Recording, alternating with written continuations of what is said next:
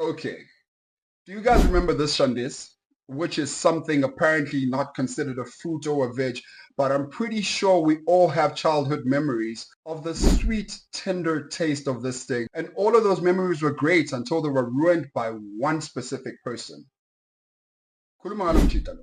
His name is Thozamile Taki, who is now well known as the Sugarcane Bulala. Backstory. Thozamile was born in 1971 in Majola in the Eastern Cape. It is said that he was the eldest of four children being raised by his mom and dad. Well, that's until his father abandoned the family when he was like 19 years old. And then, of course, they were taken care of by their mother, who was very sick, by the way, and unfortunately passed away in the same year. Now, in terms of school, Thozamile had only made it up to standard 2, which is grade 4, and didn't even pass that grade. As painful as life had been for him, let's just say that he persevered, because in 1989 he then moved to Umzindo, which is in KZN, and started working as a farm worker. That's up until 1992, which will become relevant later. Just wait for it. Now fast forward to 1997, the boy had become a skebengu and he was sentenced to 3 years imprisonment for engagement with the intent to jonja. Allegedly, he was released a year later, and then a year after that, in 1999, he was caught doing the same thing and then was sentenced to 5 years imprisonment for engagement. Now, as per usual, I'd love to say that that's where the story ends and he became an upstanding citizen, changing his ways, but fast forward to 2007, well, between February and September to be exact, and I'm guessing that prison didn't rehabilitate him at all because he just got worse and decided to go on an 8-month Bulalman spree.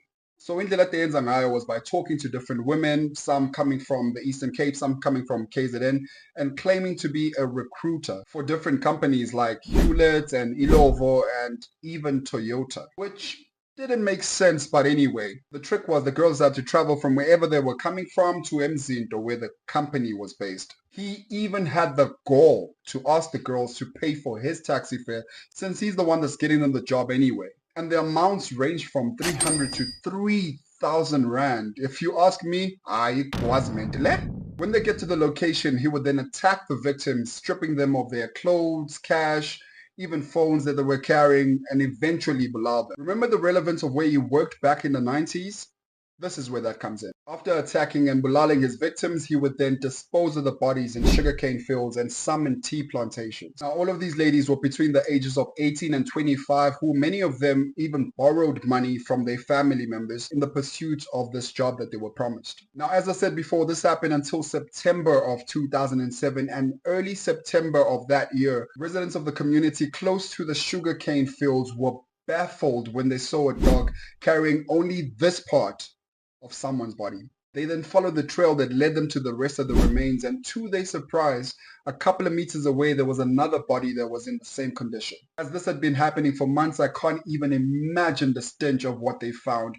And fast forward to a couple of weeks later, on a different field, plantation workers had found 11 more bodies that have been disposed of. Now, when the police were called in for the first 2 bodies, they launched their investigation, and these things do take time. When they were called in a couple of weeks later, when other bodies were discovered, they hadn't yet determined if this crime was done by the same person. As 11 bodies were found by plantation workers, the police department then dispersed 30 officers and sniffer dogs to go search the rest of the fields. In terms of how the bodies were found, they were either decomposed beyond recognition or they were skeleton remains. The victims were also found with their CVs dumped next to them. Not only that, but IDs as well as welfare cards were found next to the victims, and using that information, the police were able to look into the victims. They then found out that the victims' families had already opened missing cases on each of them. The police then ran a trace on all of the victims' cell phones, and one of the phones was traced back to Thomazile's baby mama's sister. And then his baby mama's sister then led them to his baby mama. She then helped them locate where he was living with his girlfriend in Chatsworth, Durban.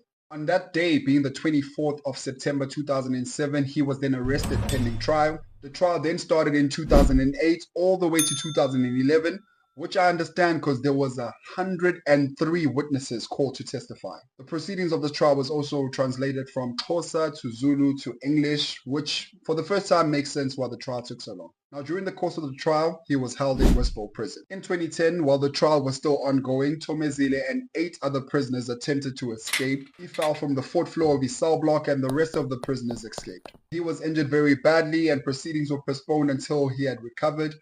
He eventually appeared in court in a wheelchair. On the 23rd of December, he was then convicted on all charges, that is for the belaments and jonching. Suspicion of entanglement could never be proven due to the condition of the bodies when they were found. The cause of the belaments was also hard to determine because of this, but most of the victims had ligature rope marks around their necks. And it was concluded that his modus operandi was strangulation. It is also said that he sold some of the body parts to a sangoma. Then on the 19th of January 2011, he was finally sentenced to 13 life sentences and 208 years for the jonchings, that is 16 years per victim. During the sentencing, the judge called him a jackal in sheepskin, saying that he showed no remorse and was actually seen smiling while the witnesses were testifying and crying. The verbatim statement of the judge was, "The accused in the present case showed no flicker of emotion or remorse whatsoever for his evil and cowardly deeds, and that if he was not caught, he would have continued in his belalment spree. He is an extremely dangerous person that needs to be removed from society, and he cannot be rehabilitated." And I've got to say that I fully agree.